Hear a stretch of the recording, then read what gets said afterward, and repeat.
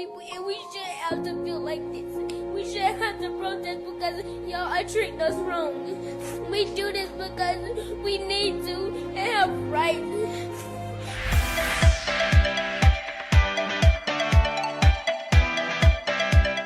Lovies, it's me, Shanice, and welcome back to my channel where we talk about beauty and all things bougie. It's time for another video, and no, I'm so sorry today. I just don't feel like doing my traditional intro. I just kind of want to talk to you guys a little bit one-on-one. I think it would be a little bit irresponsible of me to carry on this week making a beauty video or a luxury video or something that I would normally do and not address what's going on right now in our country. I want to be responsible and use my platform to express how I feel. So you all already know the deal, the usual. Don't forget to subscribe, don't forget to leave a comment, like, and share the video, and of course ring the bell so that way you're notified every time I upload, which is every Sunday at 6:30 p.m. Central Standard Time. Okay, so let's just go ahead and jump right into the video. So on July 6th, 2016, Foligno Castillo was murdered. It was just something that shook me to my core, because not only was this man killed, murdered by a police officer, he was murdered by a police officer while in the car with his girlfriend and his 4-year-old daughter. And if I talk about it long enough, I probably will tear up, because that morning I was bawling. I literally was late to work because I just couldn't think about anything else. A 4-year-old had to witness her father being killed by a police officer who she was probably brought up to trust. Her first experience, or one of her first experiences with this enforcement that's supposed to protect her, was seeing a man in a blue uniform murder her father.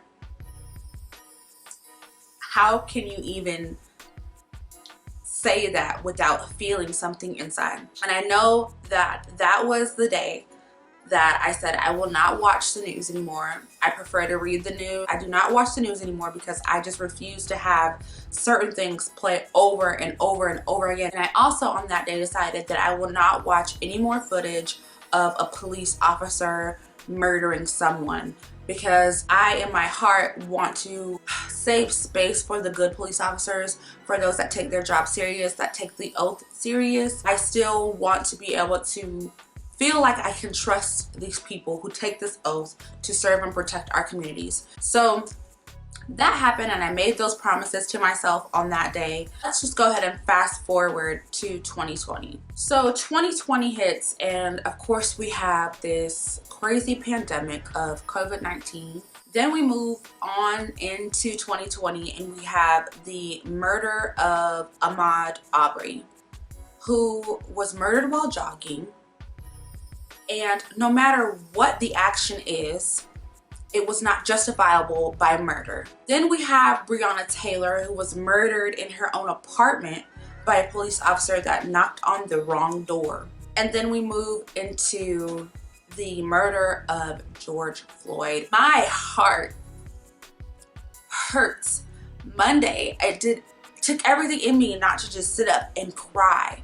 Sit up and look at Jacory and wonder what my world would be like if I got that phone call that my boyfriend was murdered by the police. Wonder how I would feel if I got that phone call that my brothers were murdered by the police.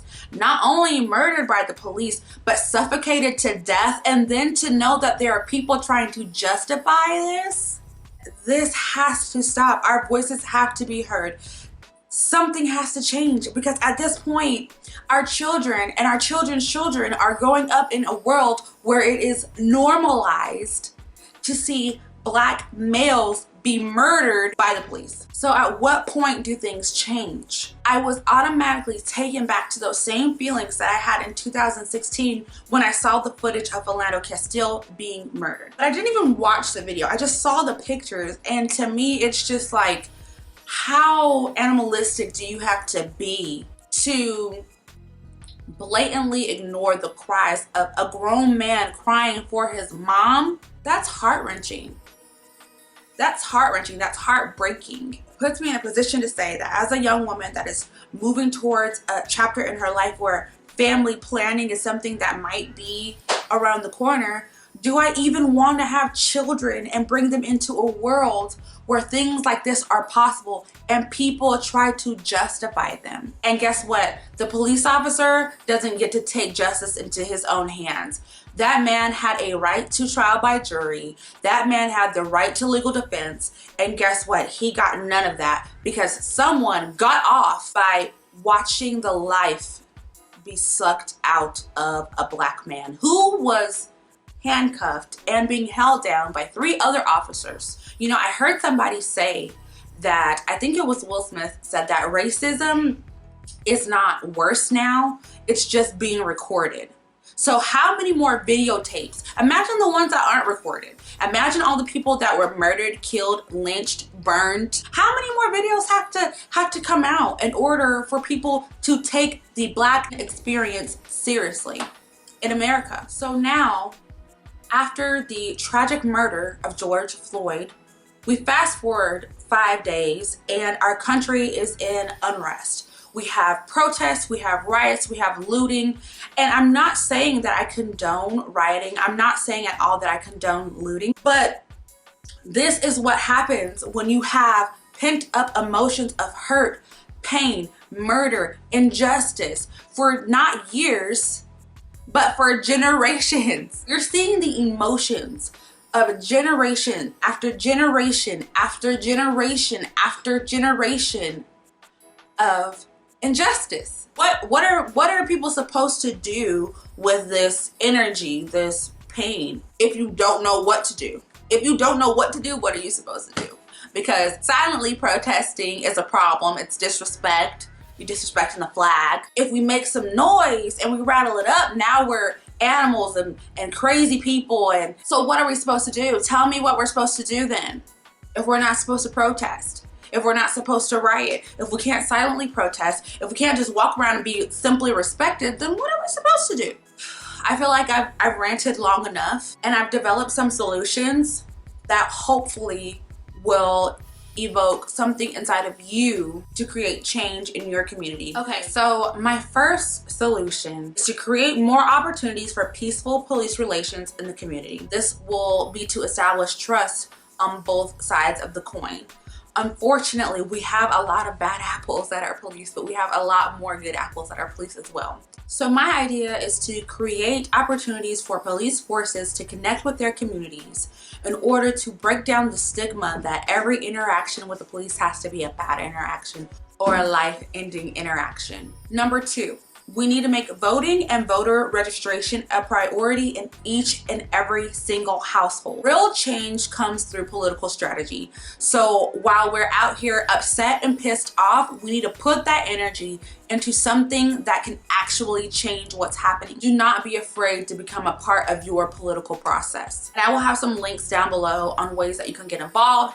I will have a link to register to vote down below, but do not be afraid to become a part of your political process. That's the only way that things are going to change. And in order to have sustainable change, you have to do it. You have to do it. You have to take part in your political process. The least you can do is register to vote and make sure you show up to the polls when it's your time to vote.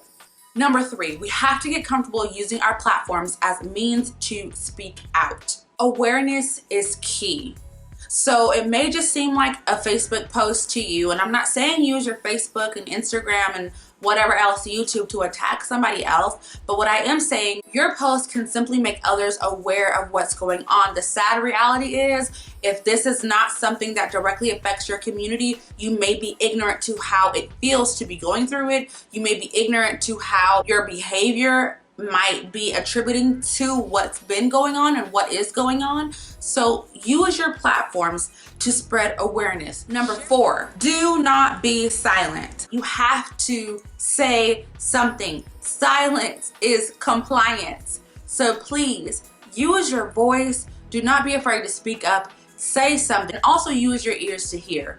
If you don't know what to say, at least listen to other people and how they feel. Do not minimize their feelings. Do not minimize their experiences. Do your best to, if nothing else, be a good listener. My 5th solution is to change the way you think. We need to erase completely this idea of, I do not see color. Baby, you don't get no points with me by saying I don't see color. You shouldn't want anybody to minimize who they are, and you shouldn't want anybody to be unseen in order to be heard. That's not right. So let's completely erase this I do not see color, and let's learn to accept and embrace the differences that we all have, and let's learn to celebrate each other's cultural differences. Let's learn to celebrate each other's different skin tones. Let's learn to uplift, and let's learn to continue to empower each other despite our differences. And my last solution is continue to pray and speak positively over yourself, over your communities, and over our leaders. And I know a lot of people are saying that they're tired of praying, they're tired of doing this, but we can't get tired. Our weapons are not carnal, they are spiritual. So we have to continue to pray. We have to continue to put our faith to work. If we do not have faith, then what do we really have? These are my thoughts on the whole entire situation. Do not forget to check out the description box. I'm gonna have a lot of different resources down below, so do not forget to check those out. Let's just continue to use our voices in a positive manner, continue to positively protest, and continue to demand justice and demand change in our communities. It has to start with us. All right, lovies, I hope that this all made sense. I tried, and if it didn't make sense, I tried. Don't forget to please subscribe to my channel, leave a comment, let's talk, let's chat, and just remember to be respectful in the comment section. This is a safe place for people, and I will delete and block you. I didn't tell you guys I'm traveling. I'm finally out of the house, so I'm excited about that. But thank you guys, as always, for spending a piece of your Sunday afternoon, or whenever you're watching this, just spending a piece of your evening with me. I definitely appreciate it, and I think we definitely need a hug in this video. So come on. Thank you for tuning in today, and I hope you have a great, positive, and empowered rest of your week. Bye-bye.